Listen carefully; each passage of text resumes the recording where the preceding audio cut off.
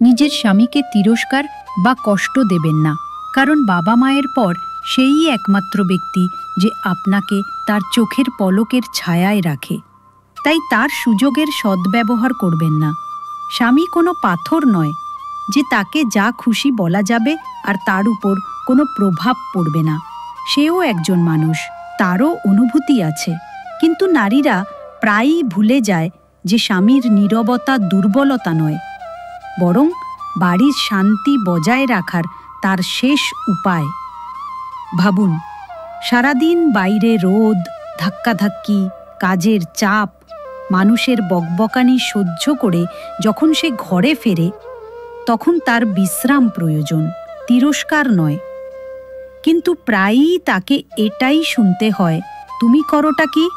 সব তোমার ভুল, তোমার কোনো বুদ্ধি নেই।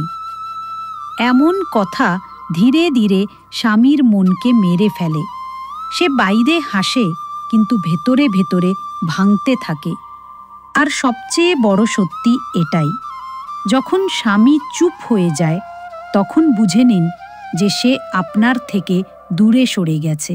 স্ত্রী ভুলে যায় যে স্বামীর সবচেয়ে বড় অবলম্বন হল তার বিশ্বাস ও সম্মান। টাকা সে কালো কামিয়ে নেবে, কিন্তু আপনার তিরস্কারে ভেঙে যাওয়া তার মন সে আর কখনো জোড়া লাগাতে পারবে না। তিরস্কার শুধু শব্দ নয়, এ হলো সেই বিষ যা ধীরে ধীরে সম্পর্ককে অন্তঃসার শূন্য করে দেয়।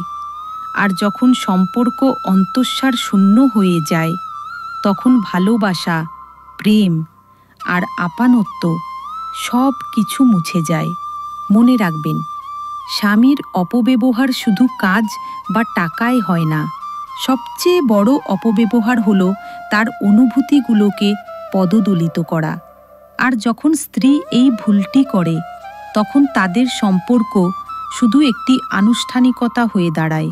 তাই যদি স্বামী সত্যিই আপনার ঢাল হয়, তবে তিরস্কার করে তাকে ফেলে দেবেন না, কারণ যেদিন সে ভেঙে যাবে, সেদিন আপনার পুরো সংসার ছাড়খাড় হয়ে যাবে। আমি কি ঠিক বলেছি? কমেন্টে অবশ্যই জানাবেন।